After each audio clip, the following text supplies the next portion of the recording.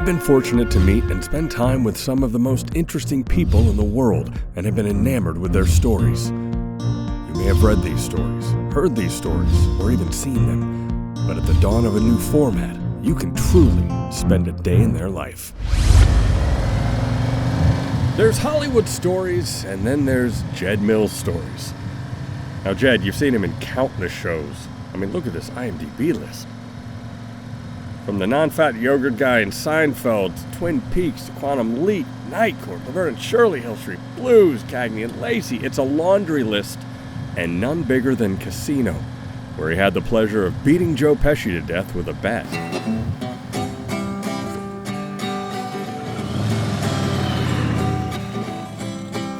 And if you happen to be at Victorio's in North Hollywood, you just might see him running an improv class.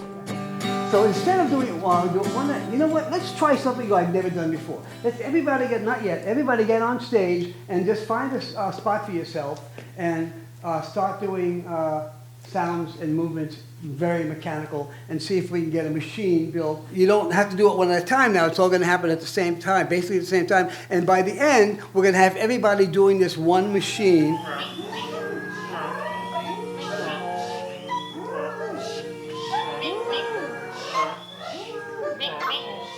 Speaking of machines, his love for motorcycles has not only lasted into his 80s, so has his ability to wipe out on them and keep going. Last year he came to my door bloodied after a wreck on the highway, and I had to convince him to go to the hospital. He's legitimately the toughest guy I know. You know, when I got that first accident in 2010, my bones were coming out of my leg in 3 different places. It was compound fractures. But it didn't hit my ankle and it didn't hit my knee. And I was lucky because when your knee or your ankle gets crushed, you're in deep trouble. Right. So look at me. Right now, that blue stuff I have up there is because I had a birthday party a month and a half ago. I turned 82 and it was raining and the rain was torrential. This stuff here is what I call ground tats. And what I do, this is the way I make art, right? Or I never knew I could do that, by the way. And I guess I'm an artist now. What I do is I paint it on the ground.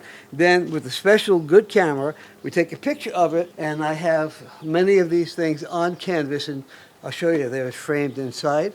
This is called the House of the Rising Sun. That was also on the ground. And there you go with the red-headed stepchild. And then you get to Jed's pictures, and that's when his stories go to a whole different level. Bill Bixby's Incredible Hulk. Okay, I did episode, a guest starring role on episode, and then about 6 months later, for the next season, he calls me up personally at home and he says, "Would you like to do a guest lead on I'm directing, and the first one I'm directing, I'd like you to do the guest lead." In this one, I was playing this little Weasley guy who talked like that. You know, it was kind of like the sidekick of the gangster. He was playing 2 roles. And the next one was a very sophisticated, well-educated gentleman who was also a serial killer. Real quick, I just realized this picture of you and Carrie. I mean, is the cocaine literally still on your nose? No, I wasn't. We weren't doing. I wasn't doing. I actually did that same day. I brought Harrison Ford into the bathroom because Carrie said, "Take Harrison into the bathroom and give him a line, okay?" So I took Harrison in. Oh, a little story. So in there, and I'm rolling up $100 bill so he could, snort it. He says, "Jed," he said, "not $100 bill. How gauche is that? Use a $1 bill." And that's so uncool. So. And I realized he was right, and I put the $100 bill in my pocket, and I did. Okay, so that was great. And then he did a line. And then I took his wife, Melissa, I think is her name. She actually wrote this E.T., the movie.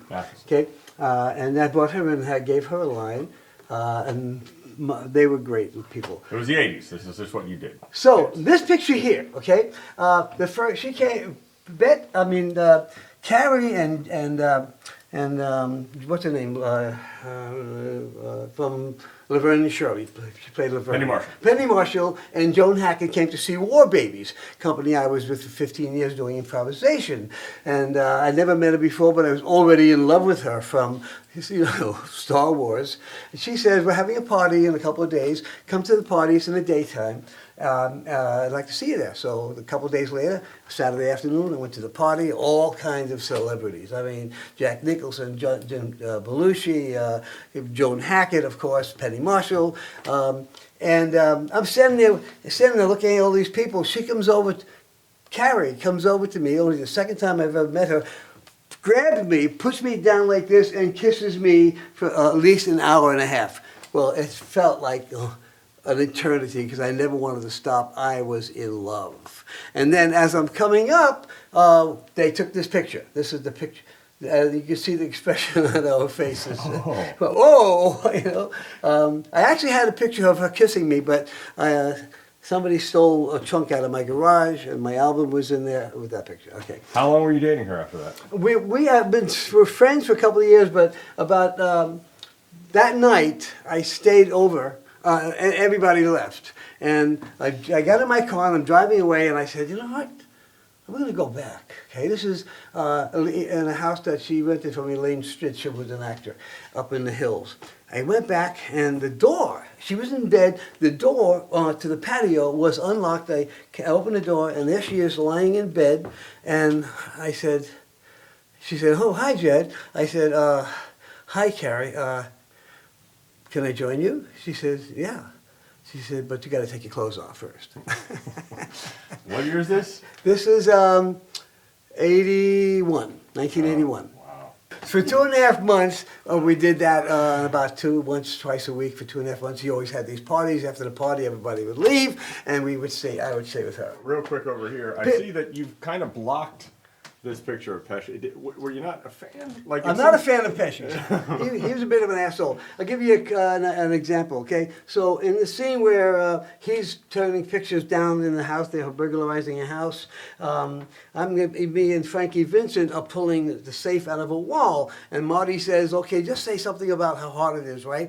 And he said, action, and I misunderstood the cue, and Marty says, okay, cut. And then Pesci asshole says, give the guy a line and he can't even say it to another actor. Right. How disrespectful is that? I said, well, I could say a line. In fact, I've said millions of lines in my improv company over and over again. It would come to my head, but I misunderstood something, Joe, and I can't say a line. He said, well, say the damn thing then. I wanted to slap him, but you can't do that. This thing here, it was made by one of the last artists that worked in Disney's animation department, and that's me killing Joe Pesci. He asked me if I would mind him doing a cartoonish rendition of me killing Pesci. So I said, take that, Pesci, and he said, no, Jed, please don't hurt me. And there's a story that goes along with that. When I was about to kill him, and he's about to lay down on the ground, and I'm about to kill him with a baseball bat, he asked the stunt guy, pointing to me, he says, is this guy going to hurt me? Foam bats made out of foam. It couldn't hurt him if I tried. Well, we did it. He was all ready to get up. This one guy is a big, gigantic guy. He was a PA something, assistant. He's having trouble getting up. The guy had to weigh 300 pounds. So he puts his hand on Joe Pesci's shoulder to help lift him up and dislocated Pesci's shoulder.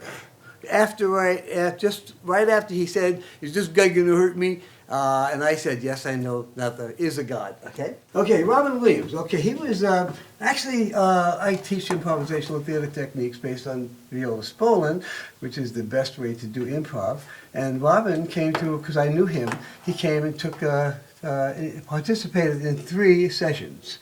And working with Robin Williams on stage doing improvisation is a challenge. The thing about Robin Williams, as soon as you get that little tiny opening, you got to jump in there right away and got to be in the improv. But listening is very important, and so you're getting up there. Now, when you do a scene here today,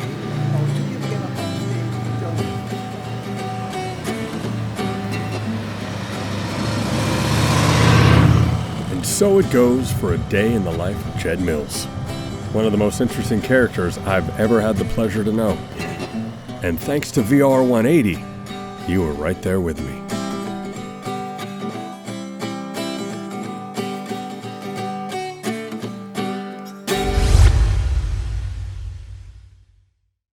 And that is not Elvis Presley, by the way. That is an impersonator. If you look closely at the face, you'll see it ain't Elvis Presley, okay? But it sure fits in this backyard. Yeah. Given to me by a very dear friend. His name is Adam. He's holding the camera right now.